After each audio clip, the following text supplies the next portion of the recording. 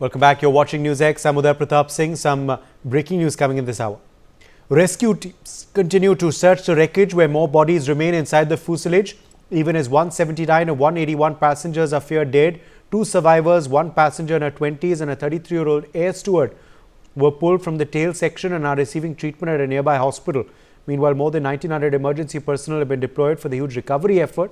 Emergency rescue workers are trying to locate remains of those who remain unaccounted for, while the bodies of those recovered so far are being housed in a temporary mortuary close to the crash site. Aditya Vadhavan is joining us for more on this story. Aditya, what is the latest situation on ground at this crash site?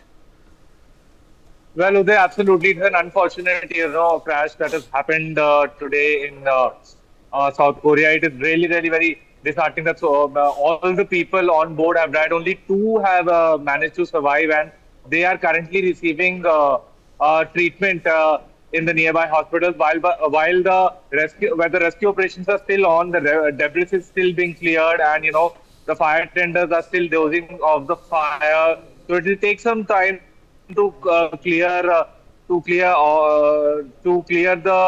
debris that has caused by the crash. And in the meanwhile, also the South Korean authorities had banned all the flight to and from Seoul till all the wreckage continue. All the wreckage is clear. All the debris is cleared. Yes, Uday, back to you in the studios.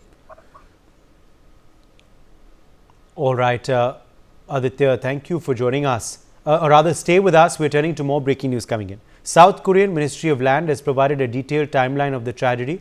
It is revealed that the Jeju airplane returning from the Thai capital of Bangkok was scheduled to land in Muan at 8:30 am local time, but it aborted its first approach after being unable to lower its landing gear. The air traffic controller issued a Mayday bird strike warning at 9:03 am local time.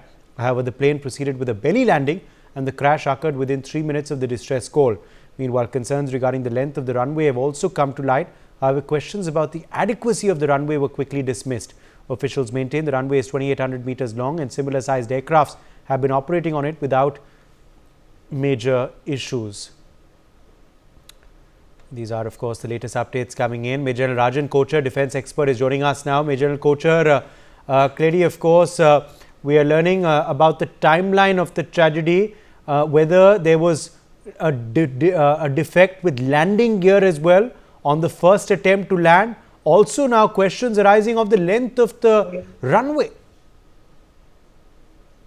I think this group captain Pandey will bear with me that the length of the runway is not an issue there, because there is no accident record in that airport to suggest that such kind of thing is possible.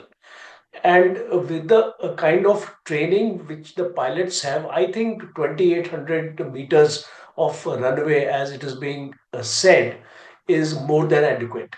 Uh, the problem which is largely being felt here is of these bird hits, because anything less than 2,000 feet of altitude, the bird hits have been quite frequent. If I give you the example of the United States, almost 13,000 cases of bird hits in a year. And in India also, if you have a look at the statistics, we have approximately 1,500 bird hits in a year. So this, I think, the Air Force or the aviation management or the aviation industry will have to look into these aspects, because there is a data available to also state that $400 billion of damage to the aircraft is being done on an annual basis. We have lost more than 250 aircrafts in the last 10 years on account of bird hits. So, if we take all these alarming statistics into our mind, I think this calls for an action on three fronts. The first is the surroundings around the airport, the garbage dumps, the open area disposal systems. We have the stagnant water. and the measures which we have at the airport to uh, prevent birds from coming near the flight path of the aircraft. The second aspect is of the aircraft itself. Do we have the systems available, or can we have better systems available in the aircraft where we can prevent these kind of things from happening? The jet engine suction also takes place. The birds also enter the engine, or the windshield damage is also there. And the third aspect is the training of pilots. So I think these are the three areas where I would request the aviation experts, the people who are from the aviation industry, or the Air Force people of our country who are experts on this subject, they'll be able to throw better their sort of technology. And the last point is I would like to add, today we have artificial intelligence, machine learning, quantum computing available with us. We have these kind of technologies. I would like to you open this question to the forum here, that are we using these technologies to prevent these bird hits? Because what in this instant case in South Korea, what has happened here is that because of the bird hit, uh, the landing gear malfunction has taken place. So here we have a case where the cause was a bird hit, resulting in the malfunctioning of the landing gear, and that is why the aircraft was forced to land on its belly, and then the accident took place. So I think these are the larger areas. I think we'll be doing mankind a very great service if we bring in the technology to understand these aspects, and especially these three areas which I've highlighted. Uday. In fact, quickly now take our viewers through some more breaking news coming in. A man waiting at the airport for a family member on the ill-fated flight shared the last message he received from the passenger at 9 a.m. mere moments before the crash. The passenger of the plane wrote via the Kako Talk messaging app that a bird struck the wing and the flight cannot land. Aditya Vadavan is joining us for more on this story. Aditya, more messages emerging from passengers on board the ill-fated aircraft. Well, absolutely.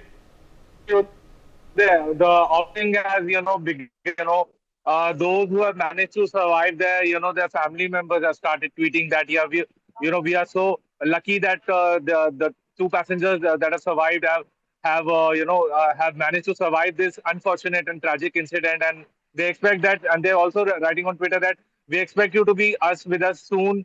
Love you to the moon and back. Such things have started to appear. It is very such an emotional thing that has happened, because let us remind the viewers in this plane crash, only two managed to escape, managed to survive, and all of them, including the crew members, have died. So this needs to be seen as to how things going forward. Also, let us remind the viewers, that there exists a problem with these Boeing aircraft. In this May this year, a Singapore Airlines Boeing, that was operating between London and Singapore on a Boeing 777 aircraft had seen a severe turbulence mid-air, due to which one person died. And there have been incidents also regarding this Boeing in the past, where an American airline taking off, when it was taking off, the door was left open. So there have been incidents with the safety of these Boeing aircraft. Also the Air Canada, which today did a very unsafe landing in Canada. Also, they operate more than 100 Boeing aircraft, which is a significant number when it comes to passenger safety. So all this needs to be seen and needs to be put in perspective. Yes, Uday, back to you in the studio. Quickly, in fact, also rope in Gautam Mukherjee, senior journalist, in at this point. Gautam Mukherjee, more communication, of course, coming in.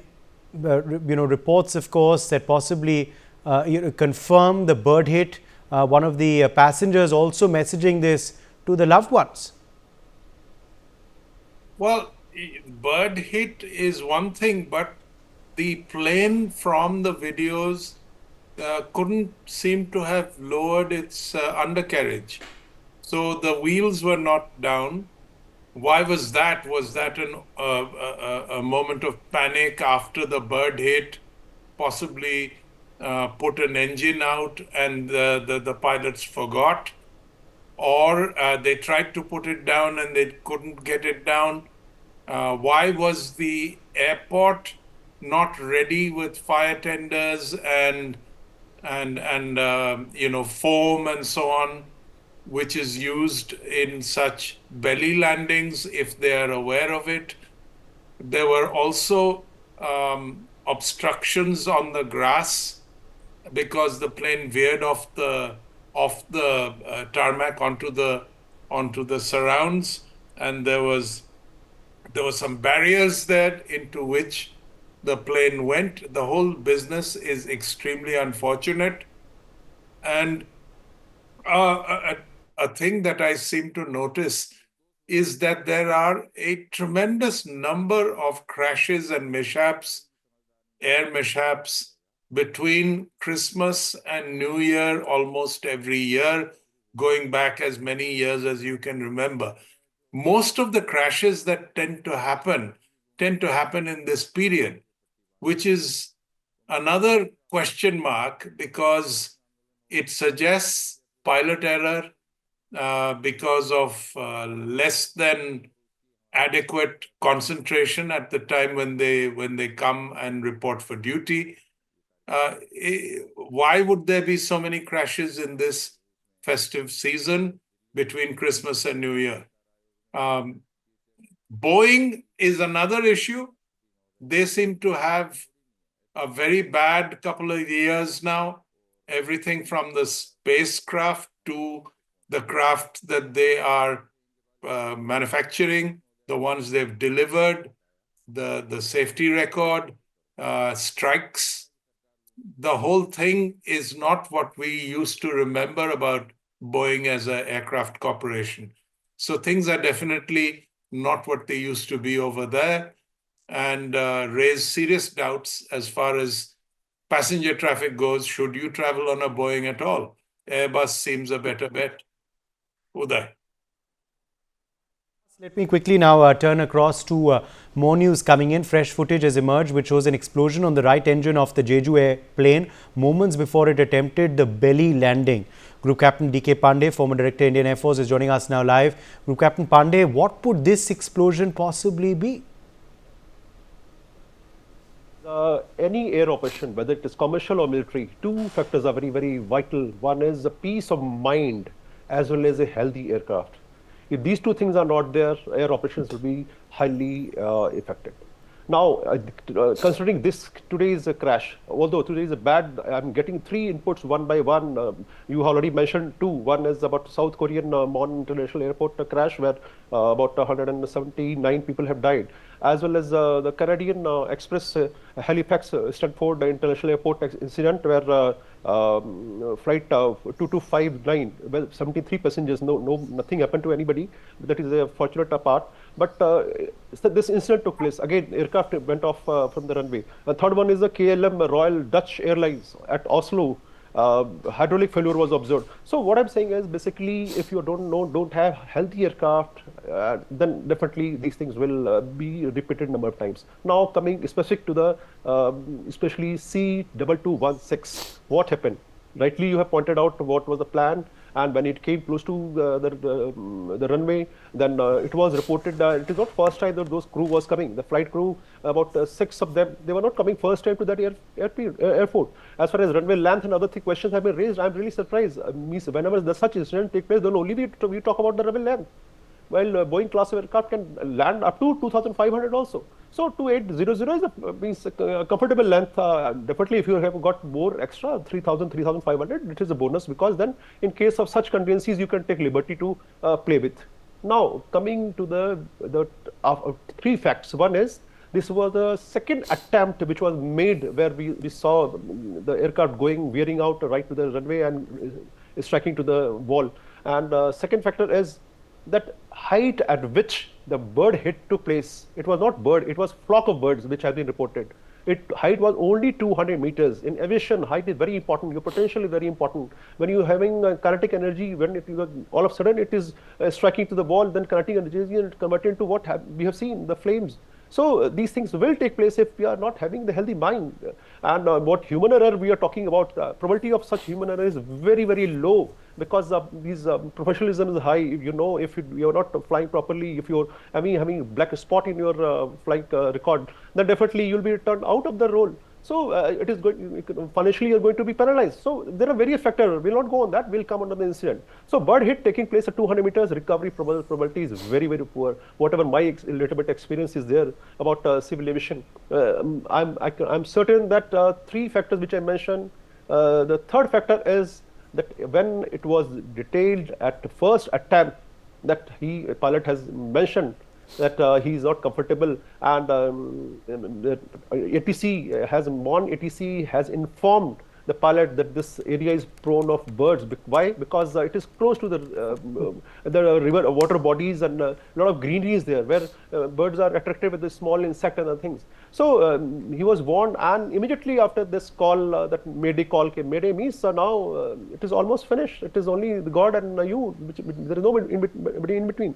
So what I'm basically trying to say that the things have to go in a proper professional way, because it is a life which is at stake. Your life is also involved in that. So saying all these things, the basic factor is again three observations from my side. When aircraft is landing, you see speed is very, very high. When you are having landing gear issues didn't come all of a sudden. There was no failure. They attempted to apply the landing gear, but it didn't function. Because what report has been sent, and you also mentioned about the report, that flock of bird have entered in the system. When they have entered in the system, a lot of system, pneumatic as well as hydraulic, both will take place. Although flight data recorder as well as the void recorder has been found, and definitely in a few days we'll be able to find out the facts. But definitely whatever loss has we have seen, that is really very bad. Although it may be lesson for future flights, definitely that is a basic ICAO and ITA, both they are determined. These are two bodies which are looking after that there should not be any aviation incident or accident should take place, because safety of aircraft, safety of aviation environment, and safety of passengers is very, very important. Now coming to the factor which is people are talking very with low volume, what that wall was doing in the airport. The point is, what they're saying is wall was there because hard concrete wall was there with navigational aid. But navigational aid are not supposed to be on concrete wall. It has to be on the particular pillars. So why pillars, why not wall? Basically what you have seen is basically the kinetic energy got converted into the potential energy, and then all of a sudden this took place, and then finally damage of this nature has taken place. Now should there have been those pillars, then I'm not saying damage would have been there, but degree of damage would have been less. Few lives could have been saved. Those are things like 2 days back we have seen Azerbaijan, what happened, about 30 plus people were saved. So again, depends where you are, how you are handling, and definitely certain degree of panic definitely pop in.